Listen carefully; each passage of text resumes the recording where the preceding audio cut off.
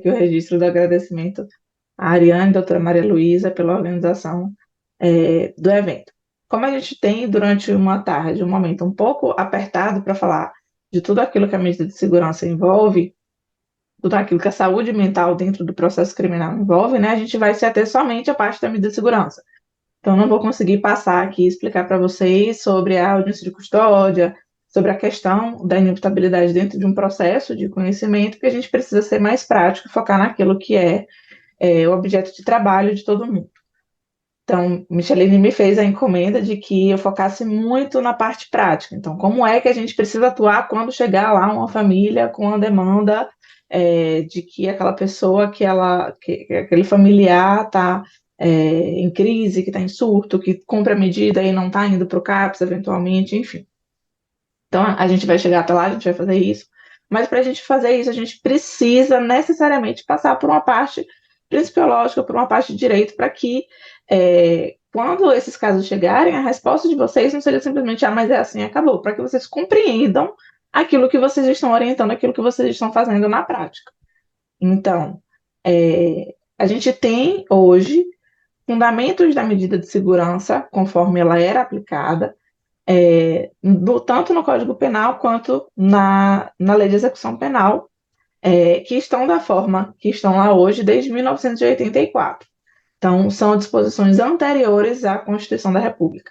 Então, lá no artigo 26, o Código Penal diz que é isenta de pena aquela pessoa que, por doença mental, que inclusive essa terminologia não é mais usada, a gente falou em transtorno mental ou em deficiência mental, essa pessoa é inteiramente incapaz de entender o fato ilícito determinasse de acordo com esse entendimento. E depois fala da semi-imputabilidade, que seria esse entendimento de forma reduzida, que vai gerar duas consequências possíveis. Ou a aplicação de uma medida de segurança, de igual forma a uma pessoa inimputável, ou vai gerar uma redução na aplicação da pena. A medida de segurança no direito penal brasileiro, ela se fundamenta, ela é destinada àquela pessoa inimputável psiquicamente. A gente tem também os inimputáveis etários, né, a pessoa menor de 18 anos, para a qual é reservada a medida socioeducativa. Bem, de acordo com o que tem lá no Código Penal, a imputabilidade ela está relacionada à culpabilidade, tá? Então, é o juízo de reprovação de alguém que pratica um fato que é considerado típico ilícito, ou seja, eu matei alguém, eu pratiquei o núcleo de um tipo penal que é matar alguém, e, portanto, eu pratiquei um fato típico. Não estando presente as excludentes de ilicitude, né, uma legítima defesa, um estrito cumprimento do dever legal, esse fato é ilícito. E aí a gente chega na culpabilidade, que é a capacidade de entender aquele fato ali ilícito que foi praticado. A pessoa que ela é considerada inimputável, falta a ela esse elemento para que aquele fato seja considerado crime, porque a pessoa ela não entende aquilo que ela está fazendo. Então, sob o ponto de vista teórico, não existe o crime, uma vez que excluída a culpabilidade daquele fato ali. Todavia, o sistema penal brasileiro ele optou, e aí foi uma opção legislativa, por gerar, embora inexistente a culpabilidade, gerar alguma consequência para esta pessoa. E esta consequência, que foi uma opção legislativa lá em 1984, foi a aplicação da medida de segurança, que naquela época se fundamentou sobre o ponto de vista do que a psiquiatria dizia naquela época, no fato de que a pessoa com transtorno mental seria uma pessoa perigosa, então uma pessoa inclinada à prática de delitos, que isso hoje a gente já sabe muito bem que não tem qualquer comprovação científica, não tem qualquer respaldo do ponto de vista técnico. A periculosidade, essa medida criada por uma interseção entre a psiquiatria e o direito penal, lá nos anos 80, ela nada mais é do que uma avaliação de futurologia. Como é que se avalia que uma pessoa ela vai novamente praticar um crime? É uma medida impossível de ser dada.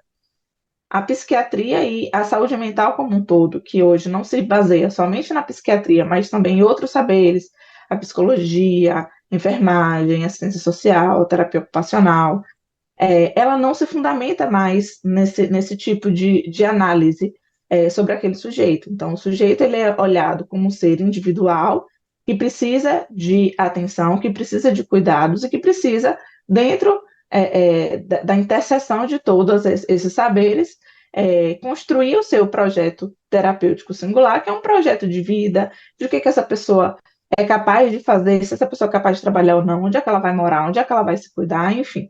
Então, hoje, a saúde mental, ela se fundamenta de forma bastante diferente daquela que fundamentou essa criação da medida de segurança conforme ela está no Código Penal hoje.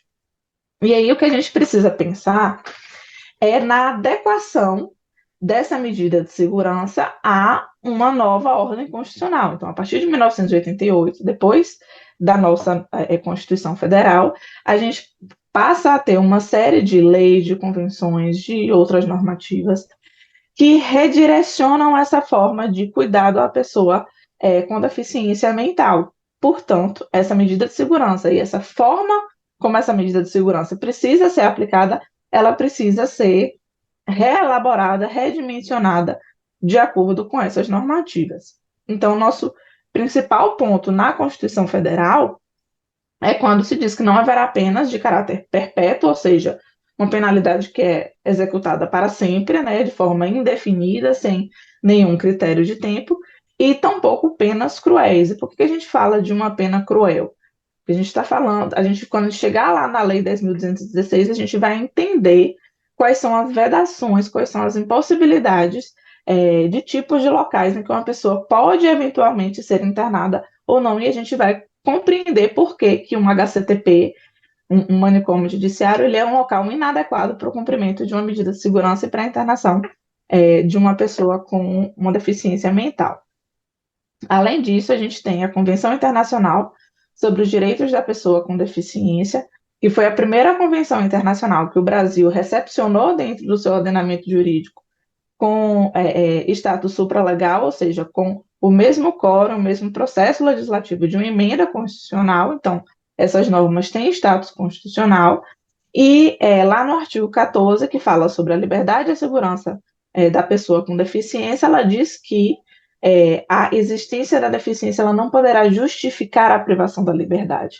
Então, aquele fundamento que foi utilizado em 1984 para criar essa medida de segurança, no sentido de que essa pessoa precisa ficar segregada, ela precisa ser presa, ela precisa ficar dentro de uma internação, porque ela é perigosa por si só, ela não, é um fundamento que não se coaduna, que não se compatibiliza mais a partir do momento que, em 2009, essa convenção internacional ela é recepcionada dentro do nosso ordenamento jurídico e diz que o fato de uma pessoa ter uma deficiência, ela não pode, por si só, fundamentar a sua privação de liberdade. Então, o cuidado, né, a atenção que cada pessoa precisa receber, ela vai ser feita sempre de forma individualizada. E a gente tem em 2001 a lei antimanicomial, que é a lei 10.216. Pernambuco tem, inclusive, uma lei antimanicomial anterior a essa aqui, que é a lei da reforma psiquiátrica, né?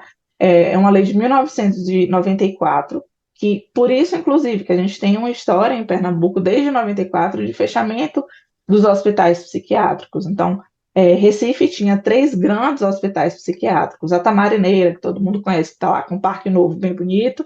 Aquele hospital que tem ali atrás já chegou a internar cerca de 2.000 pessoas. Eram hospitais de longa internação e esse é um modelo que não existe mais. Então, eu estou falando não aqui de direito penal, estou falando de saúde mental como um todo, mas é importante que a gente entenda porque essa orientação ela vai chegar para o nosso assistido. Então, aquelas internações de longa permanência, em que aquela pessoa ela era depositada dentro de um hospital e passava ali 10, 20, 30 anos, a vida inteira dentro do hospital, esse é um modelo que não existe mais. E desde 1994, que Pernambuco optou por essa reforma da psiquiatria, da saúde mental, e já não pratica esse tipo de internação. Ah, mas a Tamarineira está lá, o hospital está aberto. Está. E ele funciona como urgência e emergência. Então, é fato que, como qualquer adoecimento, uma doença mental, né, uma deficiência mental, ela tem os seus altos e baixos. E pode haver os momentos de crise, os momentos de desestabilização. E nesses momentos em que aquele suporte, né, aqueles serviços ali de saúde, não hospitalares eles não derem conta, os serviços hospitalares eles poderão ser utilizados. É óbvio que o que vai dizer se aquele serviço precisa ou não ser utilizado é a equipe de saúde mental, é o médico psiquiatra que vai fazer essa avaliação e não o juiz ou a família. É uma equipe com formação adequada que vai fazer essa avaliação de dizer, não, essa pessoa está num quadro de desorganização tal que necessita de uma internação. Então, o fato de que essa avaliação ela precisa ser feita pelos serviços, pelas equipes de saúde mental, ela já começa, a gente já começa a entender por que, que quando o juiz aplica essa medida de segurança, ela não pode, não é o juiz que vai dizer qual é a forma de cumprimento dessa medida de segurança. Porque o juiz ele não tem capacidade de fazer essa avaliação do ponto de vista interdisciplinar da saúde mental, de dizer, não, esta pessoa precisa disso ou daquilo outro, até porque é, a necessidade do tipo de acompanhamento ele é flexível. Então, no momento a pessoa vai precisar de internação e depois que ela se estabiliza, essa internação não é mais necessária. Então, hoje, do ponto de vista de uma rede de atenção psicossocial, o Ulisses Pernambucano, né, que é o Hospital da Tamarineira, ele funciona como urgência e emergência, é um hospital porta aberta, a pessoa chega e é prontamente atendida, e é ali o profissional plantonista que vai dizer se aquela pessoa precisa ficar internada ou não. O Ulisses Pernambucano funciona como referência para a capital e região metropolitana e mais algumas outras cidades do estado, e além disso, existem os leitos integrais em saúde mental nos hospitais gerais. Então, quando a gente vai para Caruaru, para Garanhuns, para Petrolina, para Salgueiro, obviamente não faria sentido trazer essa pessoa para Recife para ela ter um acompanhamento de uma internação que se fizesse necessária. Então, nos hospitais gerais desses locais, há esses leitos integrais com saúde mental que podem ser eventualmente acionados no caso de uma necessidade. Então, todo o fundamento, né, dessa medida de segurança de forma mais organizada e mais robusta está contida nessa Lei 10.216. E aí, com certeza, vocês souberam, né, tiveram conhecimento no ano passado da edição da Resolução 487 do CNJ. Ela é do dia 15 de fevereiro de 2023. Foi uma resolução que deu um grande buruçu jurídico, e aí só se falava disso, e todas as pessoas perigosas, e os serial killers vão ser colocados na rua, e aí virou aquele grande desespero, e o CNJ está legislando, enfim, então virou todo aquele enxame, aquele temor. Existem ainda algumas ações no STF sobre essa temática, mas muito provavelmente vão ser indeferidas. É, mas o que essa resolução 487 ela faz? Ela sistematiza toda esse arcabouço normativo para que haja uma aplicação sistemática e um fechamento desses manicômios judiciários que ainda estão abertos. O daqui, aí é importante a gente falar desse contexto local, desde o dia 28 de fevereiro desse ano, o HCTP daqui, que hoje está localizado em Itamaracá e mudou de nome, não é mais HCTP, é Centro de Saúde Penitenciário, mas é exatamente a mesma coisa, só pegaram as pessoas de Itamaracá, levaram no dia todo mundo no ônibus para Abreu e Lima e trocaram o nome lá na fachada. Mas é exatamente a mesma coisa. Ele está de portas abertas fechadas, de portas fechadas, né? A porta de entrada fechada. Hoje são cerca de 80 pessoas presas, e existe um processo de fechamento dessa unidade. Então, não entra mais ninguém lá dentro dessa unidade, está havendo um processo de desinternação de todos os pacientes ali, de todas as pessoas presas, para que elas retornem ao convívio familiar, para que elas forem possíveis, mas, sobretudo, para um cuidado no território, na cidade onde elas vivem. Então, a unidade ela não recebe mais ninguém, ela ainda está aberta com aquelas pessoas que já estavam lá e que ainda ou não receberam alvará de soltura, ou ainda não foi possível articular essas saídas por conta de falta de apoio familiar ou qualquer coisa do tipo, mas a porta de entrada dessa unidade ela está fechada e não entra mais ninguém ali, tá? Mas retornando para essa Lei 10.216, para a gente conseguir consolidar de forma melhor esse fundamento jurídico de por que que agora se cumpre a medida de segurança de uma forma diferente, né? A Lei 10.216, ela diz que a pessoa com transtorno mental, que ela tem o direito de receber o melhor tratamento dentro do sistema de saúde, e aí é uma coisa que é muito importante a gente compreender. O manicômio judiciário, ou HCTP, ou CSP, como quer que se queira chamar, ele é um dispositivo do sistema prisional. É um dispositivo que está dentro da Secretaria de Administração Penitenciária, que é gerida por policiais penais, que tem um funcionamento na lógica da segurança pública e não na ordem da saúde pública. Então, ele é um dispositivo de segurança pública, não é um dispositivo de saúde. E isso a lei deixa muito claro, que as pessoas com transtorno mental necessitam receber tratamento dentro do sistema de saúde e não dentro do sistema prisional, do sistema penal. E isso é muito comum que se faça a confusão, né? Até porque o nome parece muito bonito, Centro de Saúde Penitenciária. Mas é um dispositivo de segurança, tá? Inclusive, eu até, eu não lembro se eu mencionei no slide, mas eu posso mandar para vocês, junto com outros documentos, e o PDF dessa apresentação, um parecer do MPF, que foi feito em 2011, pela Procuradoria Federal dos Direitos do Cidadão, PFDC, que é um setor, né, um, um órgão dentro, um setor dentro do MPF, que visitou os HCTPs de todo o Brasil. Foi um documento, né, feito com parceria com Ministérios Públicos, defensorias de vários estados, com a parceria do Conselho Federal de Psicologia, e foram analisados todos os HCTPs de todo o país.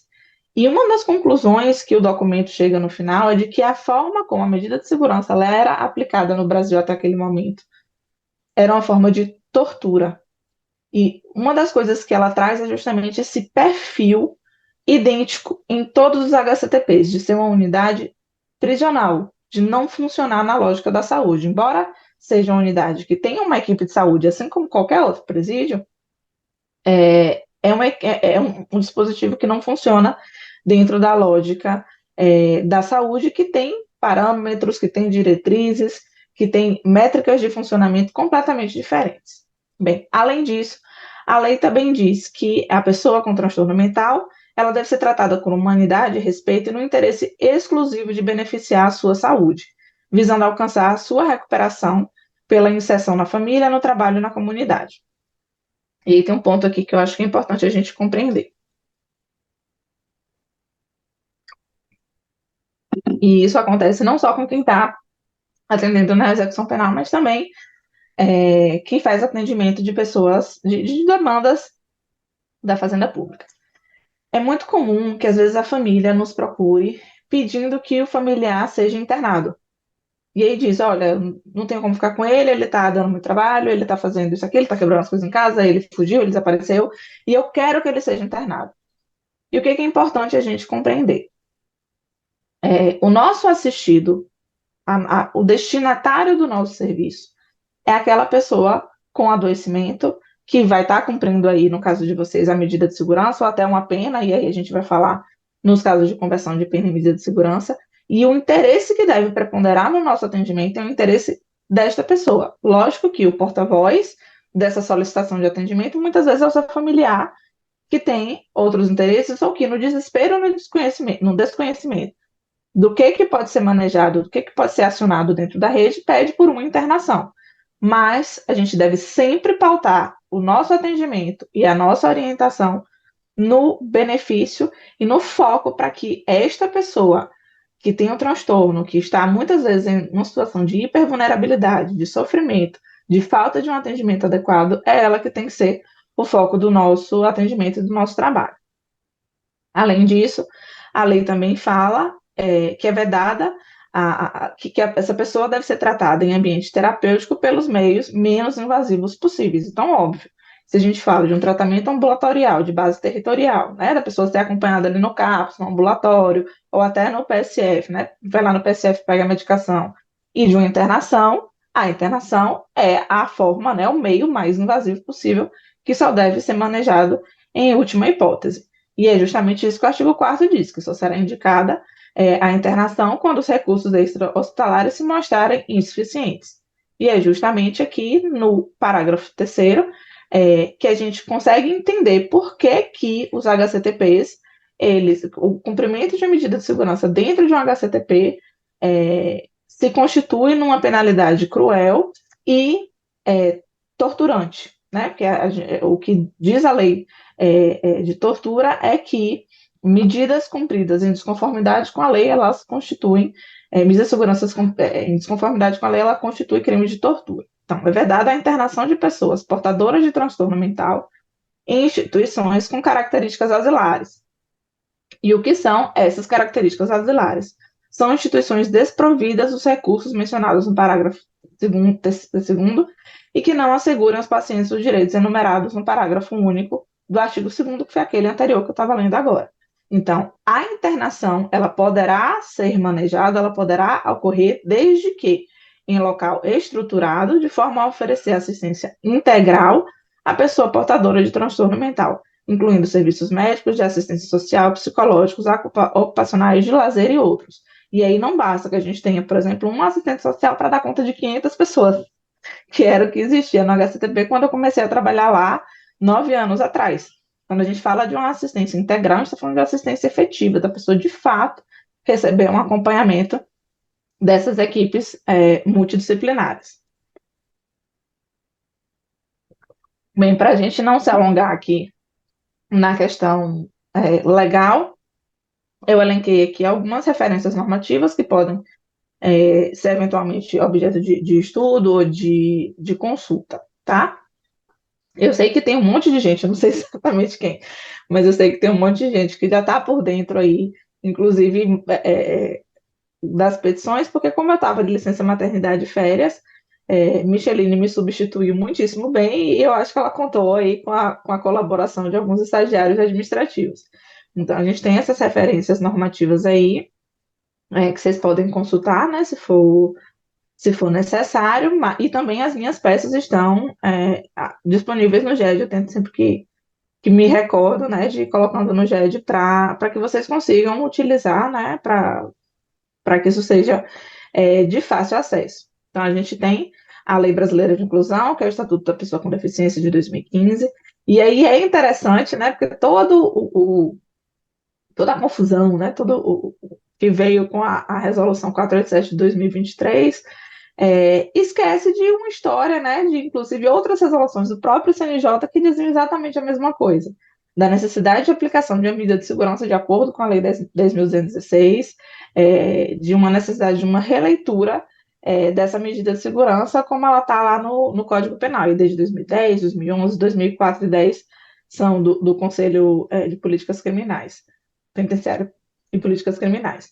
Essa súmula 527 é uma súmula que aqui a gente tem aplicado com muita tranquilidade, e aí é uma súmula interessante de vocês saberem, porque eu não sei nem como é que está o entendimento do STF hoje, mas há algum tempo atrás, o STF entendia que o tempo máximo que a medida de segurança poderia durar era, isso antes do pacote anticrime, era 30 anos. Então, independente do crime que tivesse sido praticado, o STF entendia que a pessoa podia ficar presa por 30 anos, que era o máximo de cumprimento de pena no Brasil. Então, imagine uma pessoa praticar um crime de dano, um furto tentado, uma ameaça e passar 30 anos presa. O STJ, desde essa súmula 527, né, já entendia de forma contrária, que ainda assim, a meu ver, é bastante tempo, porque ninguém que cumpre pena fica tanto tempo preso, que o tempo máximo do cumprimento de uma medida de segurança seria o tempo máximo previsto para aquele crime abstratamente previsto. Então, crime de ameaça, que tem uma pena máxima de 6 meses, a medida de segurança vai durar no máximo 6 meses. E aí é interessante a gente observar isso, porque neste momento, né, a gente está vivendo aí uma discussão jurídica, né, inclusive sem uma pacificação, né, com relação ao entendimento dos magistrados aqui em Pernambuco, que, a meu ver, começa a trazer de volta uma perpetuidade do cumprimento de uma medida de segurança. Isso porque a gente tem aí uma pessoa que está em tratamento ambulatorial ou de uma conversão, né? A pessoa estava internada e essa medida foi convertida em tratamento ambulatorial, essa pessoa foi ter acompanhamento ali no território, ou às vezes o juiz já aplicou diretamente tratamento ambulatorial. E essa pessoa é intimada, começa o cumprimento, e a lei de execução penal, ela diz que depois do início do cumprimento do tratamento ambulatorial, com um ano será feito um laudo da verificação da seção da periculosidade, que é uma grande polêmica esse laudo, para poder gerar a extinção da medida de segurança. E aí o que sempre aconteceu? Esses processos simplesmente ficavam esquecidos dentro das varas, tanto na época dos processos físicos como hoje, não sei eu. Então passava-se 3, 4, 5 anos, do nada esse processo reaparecia, e aí vai fazer o quê com esse caso? Essa pessoa já estava em tratamento lá há 5 anos, já se mudou, nunca mais foi presa, faz o quê com esse processo? Bem, doutora Orleide decidia por, a juíza da primeira vez, decidia por extinguir esses processos. Não faz mais sentido manter esse processo pelo resto da vida. Já os juízes da VPEMA entendem em sentido contrário, que não. Essa medida só pode ser extinta quando essa pessoa for localizada, e aí tem inclusive requerimentos do Ministério Público para regredir numa medida de segurança, o que é absolutamente incoerente. Né? Como é que você tem uma pessoa que está em tratamento, essa pessoa nunca mais foi presa de novo, só que as pessoas vivem, as pessoas se mudam, as pessoas, enfim, tem alta de um serviço e começa a ser acompanhado pelo outro, e eventualmente essa pessoa não é localizada, não. Então vamos prender ela de novo, vamos internar ela de novo, porque ela não veio aqui dar satisfação para dentro do processo. Isso não faz nenhum sentido. E tem uma coisa que é principal. Se aquela pessoa ela tem uma deficiência mental, ela não tem entendimento, assim como uma pessoa que cumpre pena em meio aberto, e essa pessoa vai lá na vara e que se explica, olha, você precisa todo mês ou a cada X tempo ir lá em tal lugar para assinar, você não pode. Essa pessoa não consegue compreender essas normativas. Ela não consegue compreender e decorar que a cada ano ela precisa aparecer. Ela não vai ter essa compreensão. Então, o fato é que você, depois de anos, sem que haja absolutamente nenhum problema com essa pessoa, ela está vivendo a vida dela, se entender que essa pessoa vai ser internada porque ela não apareceu, porque ela se mudou, porque ela não fez um laudo que era obrigação do Poder Judiciário fiscalizar e do Ministério Público fiscalizar essa medida de segurança, você está punindo essa pessoa com uma medida que é uma medida do âmbito da saúde, você internar um sujeito. Então, é uma medida do ponto de vista da saúde, não é do ponto de vista jurídico. Então, vocês vão encontrar dentro dos processos, esse processo normalmente vem para a minha caixa, mas os casos às vezes chegam para vocês, às vezes a gente acaba descobrindo, né, antes de receber o processo, esses casos. Não faz absolutamente nenhum sentido, tá? Então, essa súmula 527 do STJ, ela fala que essa medida de segurança pode durar no máximo a pena máxima do crime, o que, a meu ver, é bastante tempo ainda. Vocês sabem, né? A gente acompanha e dificilmente alguém cumpre a pena máxima, né, do crime. Existem as progressões e muito dificilmente a aplicação da pena ela fica na pena máxima. Mas esse é o entendimento hoje firmado. Bem, e aí esse instrumento aqui, e dentro dele, né, vou trazer algumas coisas que estão dentro dele, ele é um instrumento muito interessante para vocês terem debaixo do braço, inclusive imprimir e deixar lá uma versãozinha no NECEP. Essa é a cartilha do Programa Integrado de Atenção à Pessoa com Transtorno Mental em Conflito com a Lei, tá? Esse documento ele foi feito por várias mãos e construído ao longo de vários meses, né? Acho que mais de um ano, inclusive. Ele foi redigido pela Defensoria Pública, Ministério Público, por representantes do Tribunal de Justiça, pela Secretaria Estadual de Saúde, Justiça e Direitos Humanos, na época pela SERES, né, que agora é a CEAP, e representantes de todos esses órgãos redigiram esse documento. Ele está publicado no site do Tribunal de Justiça, vocês conseguem acessar através desse link, mas eu posso mandar para a Ariane também o documento em PDF para encaminhar para vocês. Bem, esse documento, ele é um documento que ele vai explicar de forma bem minuciosa como é que a gente pode fazer o acompanhamento de uma pessoa com uma deficiência mental dentro de um processo criminal, de uma audiência de custódia e no cumprimento de uma medida de segurança. E como eu disse a vocês, eu vou me ater só à parte da medida de segurança. E aí, já lá no final esse documento ele explica o que, que é um CAPS, o que, que é um CREAS, o que, que é uma residência terapêutica, o que, que é um HCTP, porque todos esses instrumentos, né, essas palavras que às vezes não estão dentro do nosso dia a dia e do nosso vocabulário, eles são necessários para a gente fazer um acompanhamento e um atendimento qualitativo dessas pessoas. Às vezes o juiz ele vira e fala assim na sentença: determina que fulano de tal cumpra a medida de segurança e tratamento no CREAS. Para quem sabe o que é CREAS, isso não faz absolutamente nenhum sentido. CREAS é um serviço especial da assistência social que vai fazer o acompanhamento do ponto de vista da assistência social para pessoas em situações especiais de vulnerabilidade. Não tem absolutamente nada a ver com o tratamento em saúde mental. Esse fluxo da medida de segurança ele foi retirado de dentro desse documento. Está lá explicadinho também textualmente, mas eu vou explicar para vocês como é esse passo a passo de uma aplicação de uma medida de segurança. E é até interessante a gente observar, na defesa da resolução 487 do CNJ, que esses fluxos e essa cartilha, ela começou a ser desenhada antes da resolução. Então, a resolução ela não inovou no ordenamento jurídico brasileiro. Ela sistematizou aquilo que estava em leis esparsas e que as pessoas tinham uma enorme dificuldade de compilar e compreender. Bem, então, a medida de segurança, a gente sabe que hoje ainda há uma grande resistência, especialmente dos magistrados, em compreender que a medida de segurança ela não deve ter, dentro de uma sentença, a forma de aplicar, a modalidade de tratamento que ela vai ser executada. Por quê?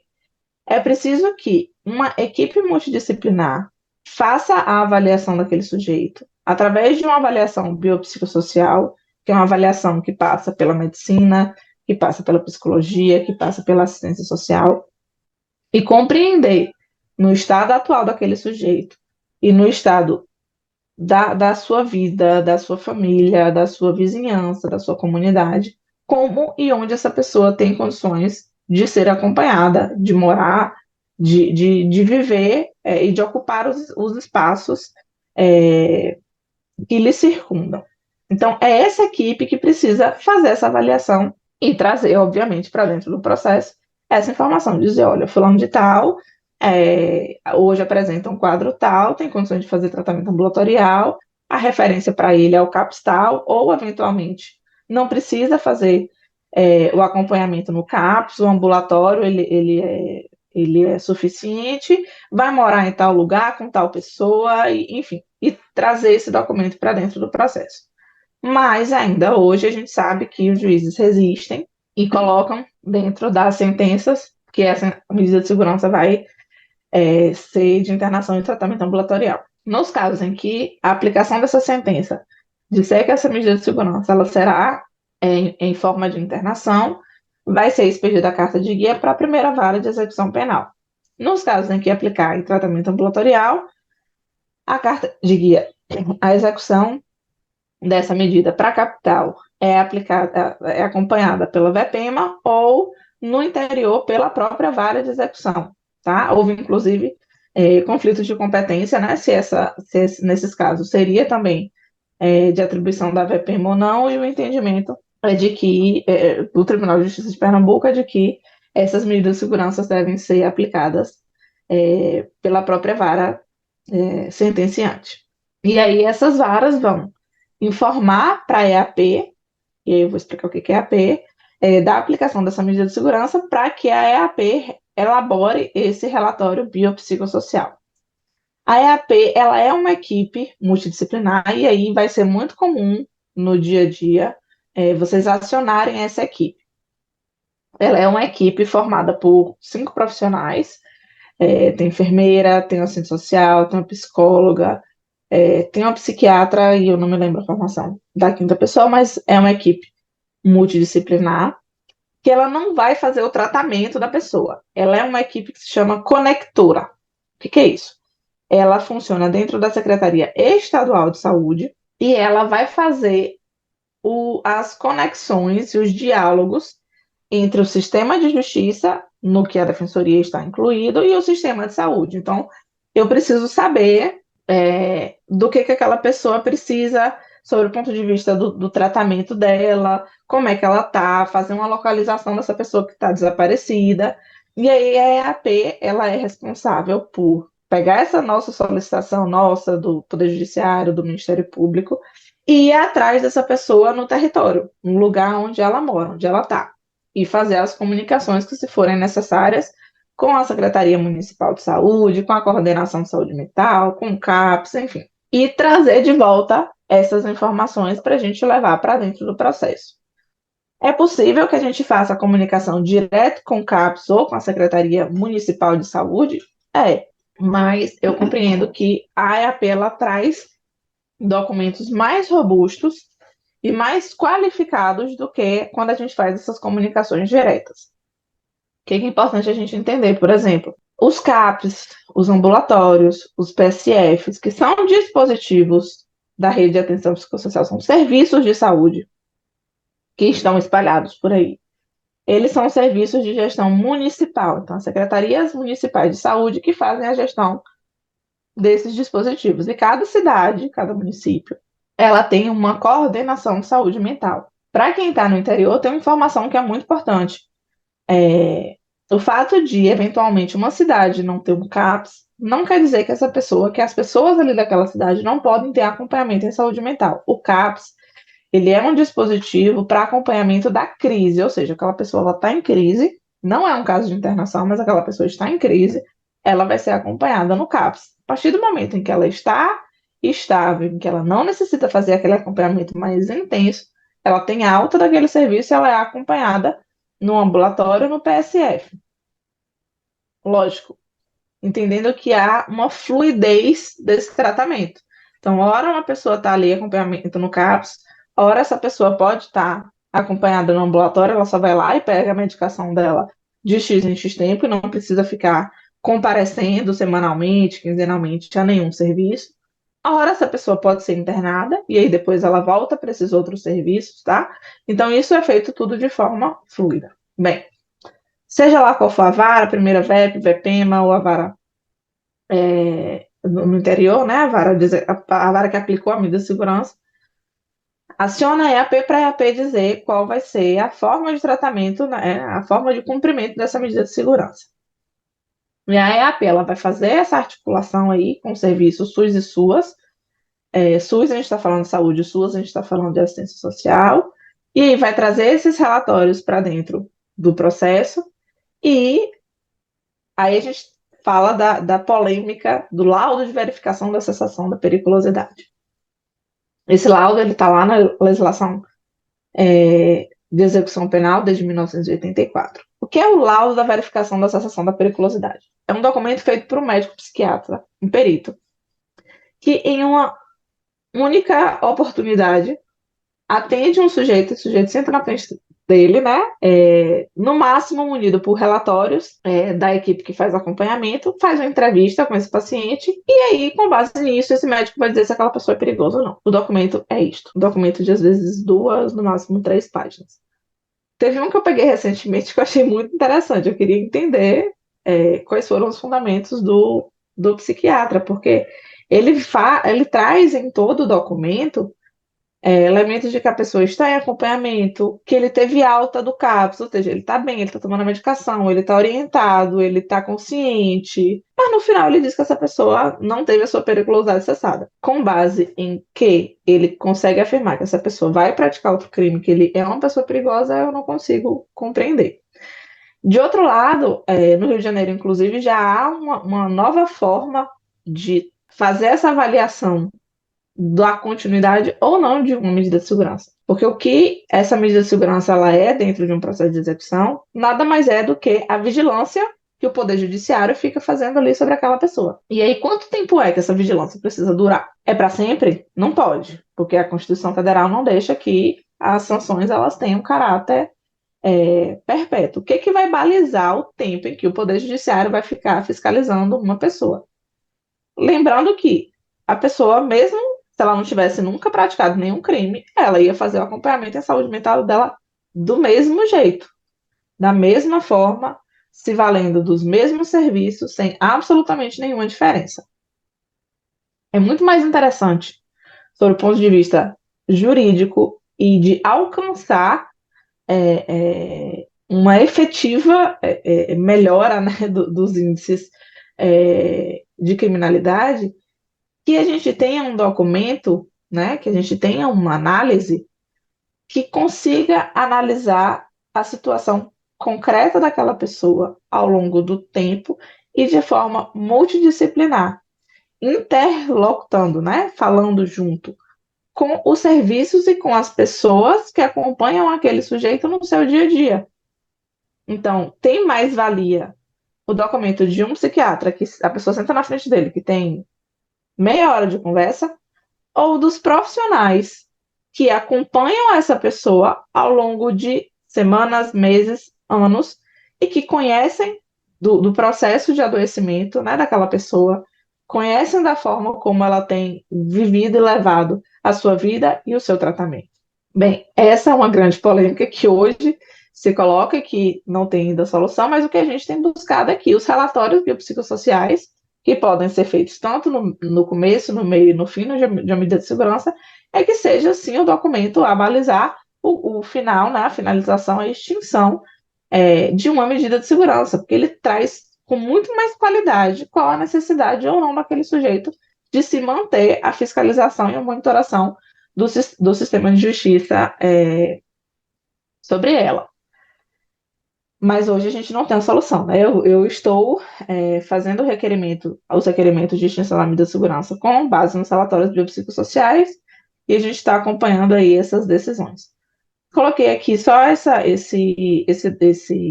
imagenzinha que está dentro da cartilha, que consegue ilustrar para a gente o que é RAPS, né? O que é Rede de Atenção Psicossocial, e aí são esses diversos instrumentos aí, esses serviços, que dentro desse serviço está também a família, né? Que é a atenção básica, é o CAPS, é a atenção hospitalar, são as estratégias de desinstitucionalização. Então, tudo isso é a rede de atenção psicossocial e essa pessoa ela pode transitar por entre esses serviços. E aí existe um grande medo que se coloca é de que, tá, mas a gente está falando tudo isso no mundo, na Suíça. Aqui isso não vai funcionar. Em Pernambuco, a gente tem uma das maiores redes de atenção psicossocial de todo o país. Justamente porque lá, desde 94, quando começam a ser fechados os leitos psiquiátricos de longa permanência, paralelamente a isso, os instrumentos de base, né, os instrumentos territoriais, os CAPs, eles começam a ser montados. Então, as verbas federais que financiavam aqueles leitos hospitalares, que eram verdadeiras fortunas, esse dinheiro passa a ser destinado a outros serviços. Então, não houve simplesmente fechei, as pessoas não vão mais ficar aqui e aí cada família que lute com o seu. Não é isso. A partir do momento em que há o fechamento de um modelo de atenção hospitalar e segregador, há a estruturação contínua de um modelo de cuidado territorial, que faz uma interlocução forte com a família, com a comunidade, e o que nos traz muita tranquilidade de fazer essa transição também para dentro do HCTP, para além dos leitos hospitalares comuns, é uma robusta rede que Pernambuco tem. Pernambuco tem 150 centros de atenção psicossocial, são 150 CAPs por todo o território, e aqui a gente tem a tabelinha que diz aí o tipo do CAPS, né, porque tem tipos diferentes, 164 leitos integrais em saúde mental, 14 consultórios de rua, 18 unidades de acolhimento, 106 residências terapêuticas. Então, existe uma rede muito robusta e muito bem estruturada em Pernambuco. Lógico que a gente sempre vai precisar falar demais do aumento dessa rede, uma vez que o adoecimento mental das pessoas, especialmente depois da pandemia e com o mundo digital e acelerado que piora a cada dia, as pessoas tenderam a adoecer cada vez mais. Bem, então chegou uma família para mim, a mãe desesperada, o filho desapareceu, o filho é, não quer ir para o CAPS, o que que eu faço? O que que eu vou? Para onde é que eu vou? A quem eu recorro? Que petição eu faço? Que ofício eu faço? Para onde é que eu vou mandar essa família? A primeira coisa é fazer um ofício solicitando a EAP, lá no GED tem esse modelinho, e tem inclusive o e-mail delas lá no modelo, solicitando que seja feita uma busca ativa e um relatório dessa pessoa. E aí elas vão ter o prazo para fazer isso. De posse dessa resposta, desse relatório, é aí que a gente vai conseguir fazer alguma atuação dentro do processo.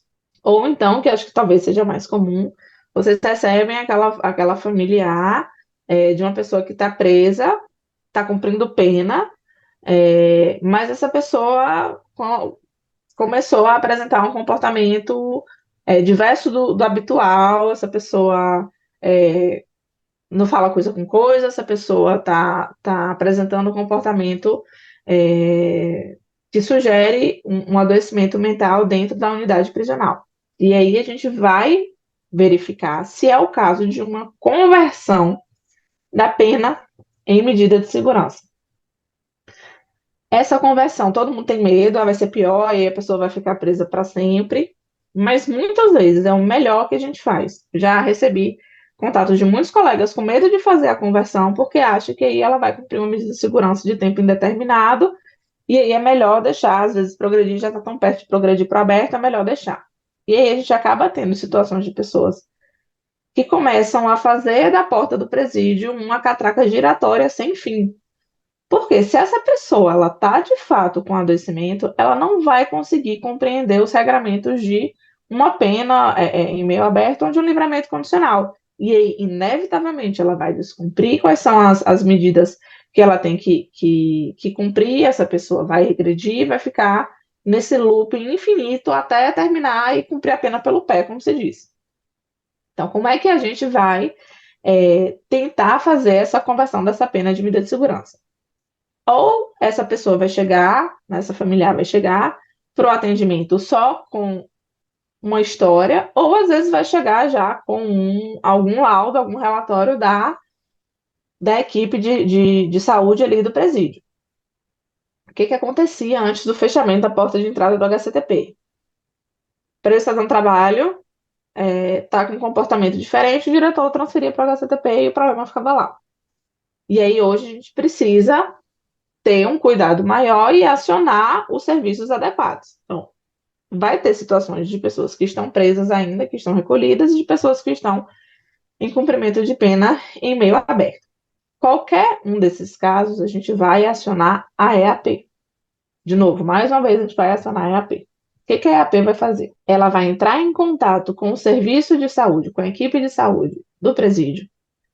Na enorme maioria das vezes, eles vão até o presídio, seja lá onde ele esteja, e vão entrevistar e vão fazer o atendimento pessoal dessa pessoa, conversar com essa equipe e entender qual tem sido o quadro, qual tem sido a situação dessa pessoa. A partir da resposta desse documento, com o indicativo de que, de fato, há um adoecimento, a gente vai pedir dentro do processo criminal a instauração de um incidente de conversão da pena em medida de segurança. E aí, quem vai fazer esse documento, assim como o incidente de sanidade mental, é um perito.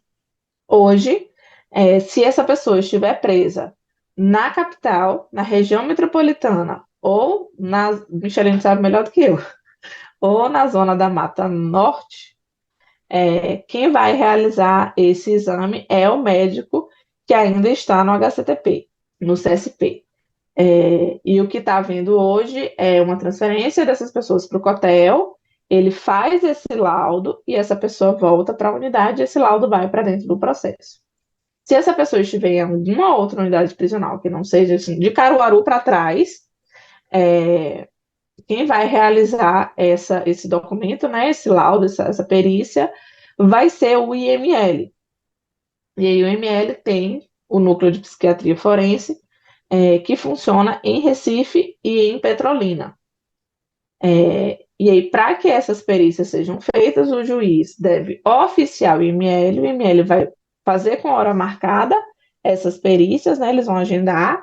O IML, além do funcionamento na capital e em Petrolina, eles funcionam de forma itinerante. Então, eles podem fazer atendimento nas URPOCs, que se chamam que são as unidades é, descentralizadas do IML, e vai fazer a perícia dessa pessoa. Se eu não me engano, no GED tem também a quesitação, que a gente manda, né, com os quesitos, perguntando é, se essa pessoa ela adoeceu no cumprimento da medida de segurança. E aí tem uma coisa que é importante. A conversão da pena em medida de segurança, ela vai se dar na hipótese em que houve o adoecimento ou uma pior, um agravamento desse adoecimento no curso do cumprimento da pena. Então, o ambiente prisional, ele gerou tamanho sofrimento àquela pessoa que gerou um adoecimento mental. Já desse eu peguei um caso bem, bem sensível de uma mulher que ela foi condenada, o companheiro dela abusava dos filhos dela e o Ministério Público alegava que essa mulher ela era conivente e não cumpriu com o dever de cuidadora de zelar e de proteger essas crianças e permitiu que os abusos acontecessem. E aí ele foi condenado, ela também. Durante o curso do processo, foi alegado um incidente de insanidade mental, foi requerido que ela fizesse o laudo, uma vez que a defesa entendeu que ela já tinha um adoecimento e que, na verdade, ela era tão vítima quanto as crianças dessa pessoa. A juíza negou, não foi feito um incidente de insanidade mental, ela foi presa e estava em cumprimento de pena. E aí houve a solicitação, eu não me lembro se da defensoria ou se da própria unidade prisional, para que ela fizesse esse incidente de sanidade mental, de conversão de pena em medida de segurança, melhor dizendo. E ela fez esse laudo, e o que se constatou foi que, durante o cumprimento dessa pena, ela já tinha um adoecimento, né? Então, comprovando a tese da defesa que não foi recepcionado durante o processo de conhecimento, ela tinha sim um adoecimento e que foi agravado durante o cumprimento da pena. Então, com isso, houve a conversão da pena em medida de segurança. Tá, mas aí quando converte, como é que essa pena ela vai ser convertida em medida de segurança? E aí, mais tranquilamente até do que nos processos criminais, o que a gente tem acompanhado em todas as varas aqui em Pernambuco, as varas de execução penal, é que essa conversão ela tem se dado de acordo com o tratamento que é recomendado.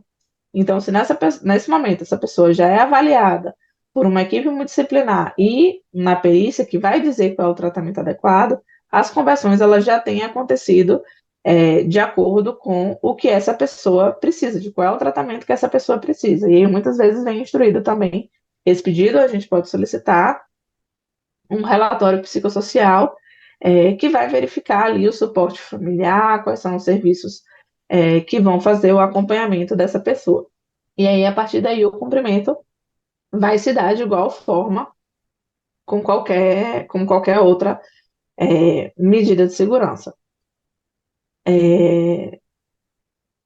Bem, eu vou só terminar aqui a apresentação dos slides com a sugestão para o feriado da quarta, feriado no meio da semana. Ninguém vai viajar, aproveitar todo mundo em casa sem ter o que fazer.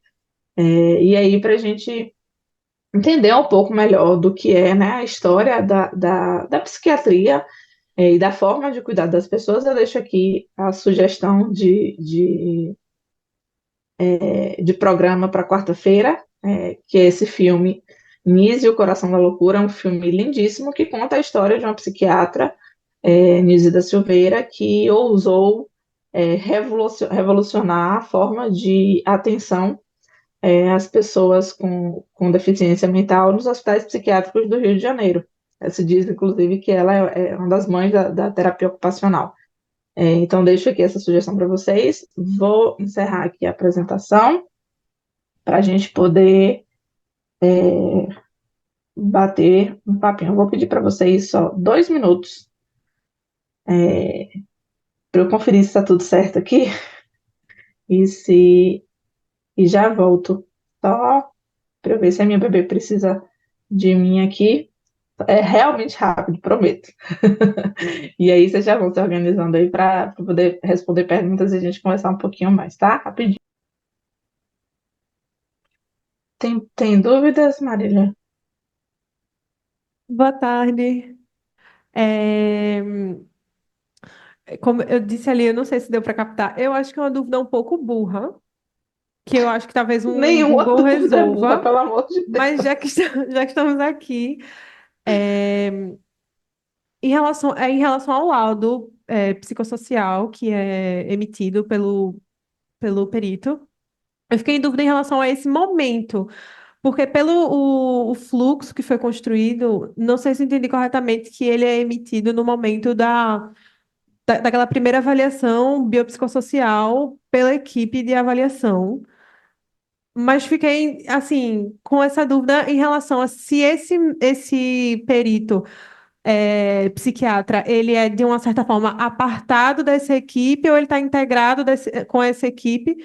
Porque, assim, para fazer essa construção tão problemática assim, me parece que ele estaria apartado dessa equipe, mas ao mesmo tempo, não sei por que chamar uma pessoa que seria. Enfim, fica essa dúvida. Tá, vamos lá. Mas foi ótima a sua pergunta, não foi nem um pouco burra, não, viu? Pelo amor de Deus, foi maravilhoso. E eu, assim, às vezes fica confuso na explicação e a gente vai explicar melhor. Então, a gente tem aí, vamos colocar assim, três caixinhas, três figuras diferentes, tanto durante o processo de conhecimento, quanto aí nesse processo de medida de segurança ou da conversão. A gente tem a EAP, que é essa equipe estadual, que é uma equipe que não vai fazer o tratamento da pessoa e que também não vai fazer laudo, porque não é uma equipe de peritos. Ela é uma equipe que ela vai se comunicar, vai avaliar o paciente, mas vai, sobretudo, se comunicar com os serviços de saúde mental que fazem o acompanhamento desse paciente. E a EAP, junto com o CAPS, com o ambulatório, com a equipe que faz o cuidado desse paciente, vai produzir o relatório biopsicossocial. Esse relatório biopsicossocial ele pode ser solicitado em diversos momentos. Eu posso solicitar depois de uma audiência de custódia, eu posso solicitar durante um processo de conhecimento, eu posso solicitar em vários momentos do cumprimento de uma medida de segurança, eu posso solicitar antes da conversão de uma pena em medida de segurança, justamente para fundamentar o meu pedido de conversão. Eu posso pedir para extinguir uma medida de segurança, eu posso pedir em vários momentos. Pronto, essa é uma caixinha. Uma segunda caixinha é a equipe que faz, ou as equipes que fazem o acompanhamento dessa pessoa. E aí, só para esclarecer, porque acho que o médico psiquiatra que ele causa confusão. A EAP tem psiquiatra, tá? Aí a gente tem os serviços, vários, que fazem o cuidado de fato daquela pessoa, que faz o atendimento, o médico que vai receitar a medicação, a psiquiatra que vai fazer a escuta, enfim, a equipe que faz as terapias daquela pessoa ali que está no território, que está na cidade, que está lá dentro do CAPS, que está no PSF, que está lá no território. Essa equipe, além de fazer esse cuidado, ela pode e deve produzir relatórios do acompanhamento dessa pessoa, tá?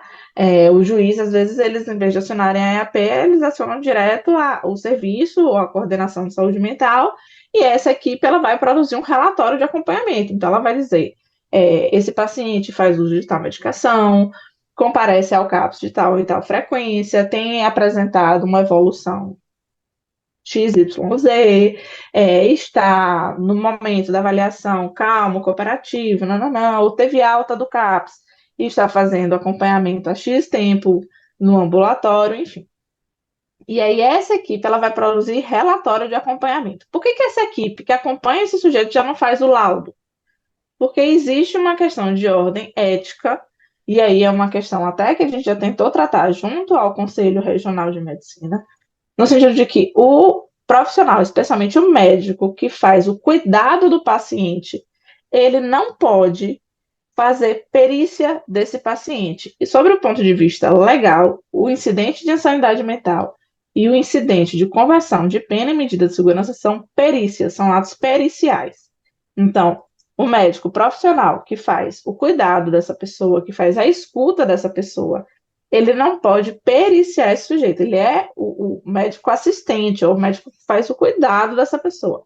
Este profissional não pode também fazer a perícia dessa pessoa. Essa é a segunda caixinha. E aí a gente tem sozinho, em apartado, o perito, que é um psiquiatra. E aí aquela história que eu contei, daquele laudo lá, que eu não entendi a conclusão dele no final, foi um perito psiquiatra, né, sozinho lá, isolado, que muitas vezes não dialoga com essa caixinha da rede, que não dialoga com esses serviços, que no máximo recebe ali um relatório e considera esse relatório para fazer a avaliação dele, que aí essa pessoa vai chegar lá durante, sei lá, meia hora, uma hora, a pessoa vai sentar na frente dele, ele vai conversar, vai fazer perguntas e vai concluir a perícia dele. Então, esse é o médico, a figura desse médico perito, que é o que vai dizer ali se essa pessoa é inimputável ou não, ou se durante o cumprimento dessa pena houve aí um agravamento ou surgimento de um adoecimento. Até porque, para análise da inimputabilidade, ela é uma análise situacional. O médico vai dizer ali se naquele momento do crime aquela pessoa, além do adoecimento, tinha condições de entender o caráter ilícito daquela conduta. E aí tem até uma situação interessante, que ela é bem rara, mas acontece. Da pessoa que tem um adoecimento, e aí tem laudos, normalmente são pessoas que têm vários processos. Tem processo que diz que ela é inimputável e tem processo que ela diz que ela é imputável. E aí isso se reveza várias vezes ao longo dos processos, a gente fica doido. E agora, faz o quê? Porque pode ser que uma pessoa que tenha transtorno, no momento em que ela não está numa crise, no momento em que ela está bem, ela simplesmente vai lá e comete o crime. O fato de uma pessoa ter transtorno não quer dizer que ela nunca vai cometer crime. Às vezes a pessoa vai lá e pratica um crime.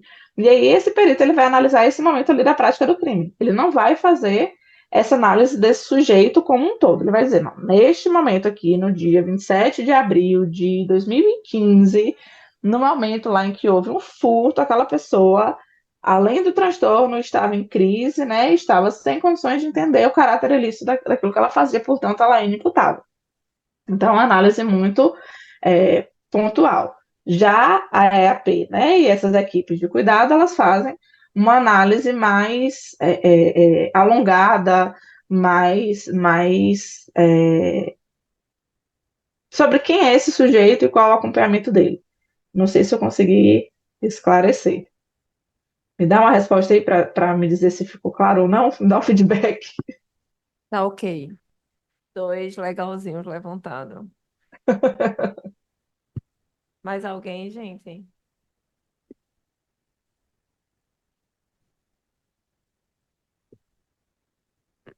Certeza. Uma coisa que eu achei interessante, Carol, que você falou, é essa questão da gente estar sempre entendendo quem é o destinatário do nosso atendimento na execução penal, né? Que isso acontece não raro em outras situações também, principalmente com uma tendência que a gente está tendo de expansão das prisões domiciliares, né? Que é era uma coisa muito típica da, da medida de segurança de receber a pessoa em casa, né? E toda essa problemática em relação à família acolher quem estava nos manicômios.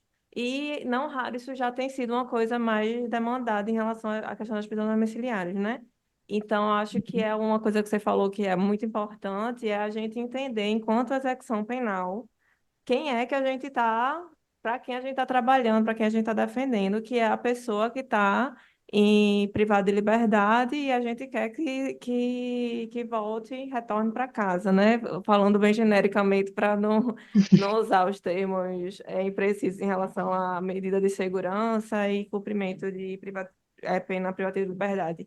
Então, se por acaso um familiar, né, já sendo uma orientação bem prática de quem estiver fazendo o atendimento. Se o familiar estiver marcando um atendimento para pela dificuldade, porque não quer que aquela pessoa fique na casa dela, né? E etc, etc. Isso não é um problema nosso. né? Ela pode ter essa pretensão em outros lugares da defensoria, não sei. Eu estou sendo meio, talvez meio ambivalente aqui, mas nossa preocupação com certeza não é. Claro que uma pessoa que está em prisão domiciliar ou no retorno para casa por alguma liberação lá na execução também da medida da medida de segurança, a gente pode ver vários outros institutos para beneficiá-la ainda mais e por consequência, tirar essa questão da prisão domiciliar, né? Então, um indulto, alguma coisa assim, né? Carol também pode falar um pouquinho sobre a possibilidade de indulto, né? De medida de Uhum, segurança, o que é que eu sei que nos últimos anos isso foi um difícil. Então, claro que a gente uhum, pode ver algo que vá no final das contas atrelar o interesse de quem realmente nós atendemos fisicamente e quem está cumprindo pena, mas a gente tem que, cumprindo pena, ou tem sempre que estar fazendo a adequação dos termos, né? Mas a gente tem que ter isso bem claro, quem é que a gente está atendendo dentro da execução penal. Né, para não estar, porque isso, tu pode falar um pouquinho também, Carol, sobre isso, sobre a dificuldade que é, né, da que a pessoa retorne para casa além do jurídico, né, essa questão uhum, de lidar com a família nessa situação, porque no final das contas é quem os estagiários aqui vão ter contato, né? uhum. Então, Carol, Lila, oi. Carol, antes de você começar, eu vou levantar alguns pontos aqui, porque aí você já fala de uma vez, porque eu acho que as coisas podem se mesclar, Vou né? começar a anotar, então. Algumas demandas são recorrentes lá no núcleo, como o caso de, por exemplo, um familiar chegando lá dizendo que a pessoa está, por exemplo, dentro do Cotel ou em Igaraçu, e ela apresenta transtornos mentais e ela pede a transferência para o CSP porque a pessoa em algum momento já esteve privada de liberdade lá. A gente sabe que o CSP tem interditado, mas se você puder esclarecer um pouco os meninos sobre isso, eu acho que seria interessante, tá? Também é recorrente que se chegue lá a questão da internação involuntária em razão de uso problemático de drogas. Já dei orientação para os meninos, mas eu acho também interessante ver do ponto de vista, né, de saúde mental e medida de segurança. Marília levantou um ponto aí muito importante pra gente, que é quem é o nosso assistido, né? Porque volta e meia chegam lá dizendo que não quer a pessoa em casa porque ela causa problema. E aí também é interessante falar dessa conexão com o CRAS, né? Enfim, com a rede de assistência social. Uhum, E você já falou da pessoa que não adere ao tratamento, isso era importante também. E o último ponto, que é o nosso calcanhar, é a nossa passação de raiva diária, que é quando tem laudo pelo tratamento ambulatorial e nós ou somos simplesmente ignorados, ou é mantida uma internação, ou deixada lá uma prisão provisória com laudo de inimputabilidade com indicação para CAPS. São essas as coisas que eu queria, por favor, que você levantasse para os meninos, e já agradeço demais a sua disponibilidade, o tempo roubado da Duda aí, que tá querendo a mamãe dela, e você tá aí com o coração apertado. Mas muito obrigada, amiga. obrigada, amiga. E aí, eu vou contar pra vocês, tá? A Micheline sabe a resposta de tudo que ela perguntou. Ela tá perguntando porque ela sabe que vocês precisam saber, mas ela. Deixei isso claro para ela no WhatsApp para ela não me bater. Depois de 6 meses cobrindo ela. Não! Não, mas porque você arrasou muito durante a minha licença maternidade, assim. Eu só recebo elogios por onde eu vou voltando e as pessoas dizem, poxa, mas ela é muito maravilhosa, ela fez tudo, tá morrendo de medo de voltar e encontrar o caos. E a coisa tá super organizada. Então foi uma licença tranquila, eu consegui gozar de fato da minha licença maternidade, das minhas férias, graças a Michelin. Bem, então, pela ordem aqui. Com relação ao indulto, a maioria dos decretos de indulto não previa nada, ou previa um indulto que o cumprimento da medida de segurança tinha que se dar pela pena máxima, que já era o entendimento do STJ, então, na maioria das vezes, não servia de absolutamente nada. E aí, Lila, você me pegou. A memória de lactante, ela realmente é complicada. Vou ter que dar uma pesquisada aqui rápida. Mas, enfim, teve algum decreto, que eu já não vou me lembrar o nome, não lembro se foi o de 2017, um dos últimos que teve, que ele tinha uma previsão específica para medida de segurança, com uma previsão diferente do cumprimento da pena máxima. Mas eu não vou me lembrar mais como é que era. Eu posso pesquisar aqui e depois eu trago. E aí, nos últimos decretos, que são terríveis, a gente tentou fazer uma aplicação analógica, inclusive dos indultos humanitários, para a medida de segurança e não conseguiu. A gente alegava, né, que aplicava da mesma forma, mas a gente não conseguiu. Tinha um que previa crimes sem violência ou grave ameaça, já cumprido X percentual e tal, e a gente tentou fazer aplicação analógica, mas não conseguiu, então com relação ao indulto a gente não tem muito o que fazer, não. É, com relação, né, essa questão de a pessoa chega, ela está com um familiar lá no PIG, e aí estão dizendo que essa pessoa está com comportamento X e Y e ela quer que essa pessoa seja transferida pelo HCTP. Essa transferência ela não é mais possível, tá? Uma vez que o HCTP, né, o CSP, é a unidade de portas abertas, de portas de entrada fechada, então não entra mais ninguém novo na unidade. Desde 28 de fevereiro, houve a interdição parcial da unidade, ninguém mais entra, absolutamente ninguém mais entra, só sai até fechar. Então não tem como esse pedido ser atendido. O que a gente vai fazer? Né? Essa família ela está trazendo a notícia de que essa pessoa ela está ali dentro da unidade, seja preso provisório, seja preso definitivo. Eu não falei nada de preso provisório porque eu achei que o NACEP só atendia preso definitivo. Mas me desculpa aí se eu fiz besteira. Então, seja um preso provisório, seja um preso definitivo, essa família ela pode chegar só verbalizando, contando uma história, ou ela pode chegar contando a história de que essa pessoa está adoecida e trazendo também laudos.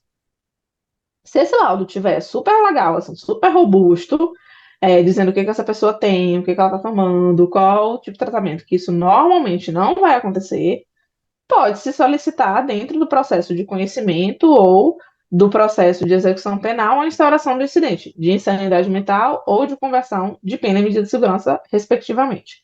Mas na maioria das vezes, a gente vai ter quase nada de instrumento de trabalho. Por isso, a gente vai oficiar a EAP vai produzir um relatório concreto sobre aquela pessoa, e aí, com a resposta desse relatório, a gente vai fazer algum requerimento dentro desses processos, que aí podem ser requerimentos, inclusive, concomitantes de instauração desses incidentes, porque para a gente ter, de fato, né, um incidente de sanidade mental, uma conversão, a gente precisa da perícia, que é aquele psiquiatra perito sozinho, ou do IML, dessa caixinha daqui, mas a gente pode já, com base no que vier dentro desse relatório, pedir a liberdade provisória dessa pessoa, pedir que ela tenha um acompanhamento em algum serviço do SUS, e aí tem uma coisa que é importante a gente compreender.